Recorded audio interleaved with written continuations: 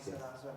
But yeah, so again, we go back onto the main hygiene part with regards to salah. I remember some of my nephews, they were still children, they weren't even baligh, but they were leading tarawih. But for us, for our fiqh, it is not allowed. They have to be baligh for a person who's reading behind them to read it. Yeah.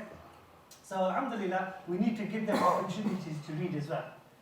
Again, if there is no hafiz of the Quran, Imam can recite from the chapters they have memorized, advised to avoid sufficing on the final. So what happens is sometimes from Alam Tara twice. Yeah?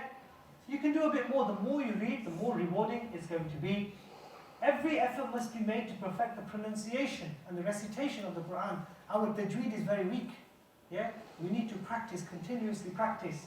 I remember that with me now, if I go to my son for sabak, I can't even get past the first couple of pages because my tajweed needs so much improvement. You with me? But we have to continue to strive to make sure our tajweed is good. Also, the Quran must be recited in salah from memory. A mushaf or an external device cannot be used.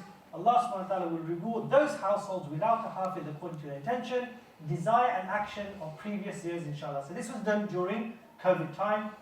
Also, some people, they join the salah in Makkah and Medina via TV.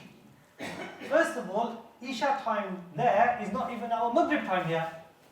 Right? So, how can you read a salah out of time? But then there's a masail, it is not valid. Yeah, you should read it in its own time, in your locality.